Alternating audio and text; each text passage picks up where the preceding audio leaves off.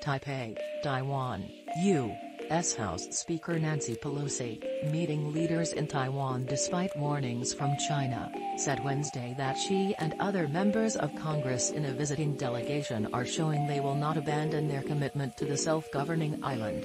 Today the world faces a choice: America's determination to preserve democracy, here in Taiwan and around the world, remains ironclad. China, which claims Taiwan as its territory and opposes any engagement by Taiwanese officials with foreign governments, announced multiple military exercises around the island and issued a series of Pelosi's trip has heightened U.S.-China tensions more than visits by other members of Congress because of her high-level position as leader of the House of Representatives. She is the first Speaker of the House to come to Taiwan in 25 years, since Newt Gingrich in 1997.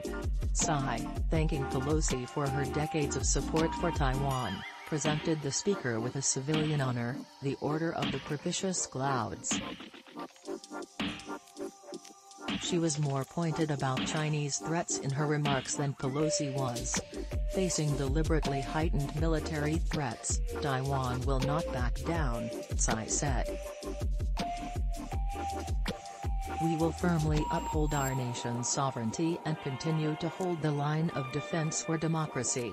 Shortly after Pelosi landed, China announced live-fire drills that would start Tuesday night and a 4-day exercise beginning Thursday in waters on all sides of the island. China's Air Force also flew a relatively large contingent of 21 warplanes, including fighter jets, toward Taiwan. Pelosi noted that support for Taiwan is bipartisan in Congress and praised the island's democracy. Her focus has always been the same, she said, going back to her 1991 visit to Beijing's Tiananmen Square, when she and other lawmakers unfurled a small banner supporting democracy, 2 years after a bloody military crackdown on protesters at the square. That visit was also about human rights and what she called dangerous technology transfers to rogue countries.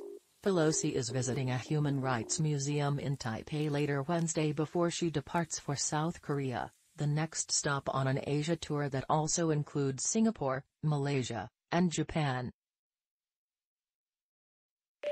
Pelosi, who is leading the trip with 5 other members of Congress, met earlier Wednesday with representatives from Taiwan's legislature.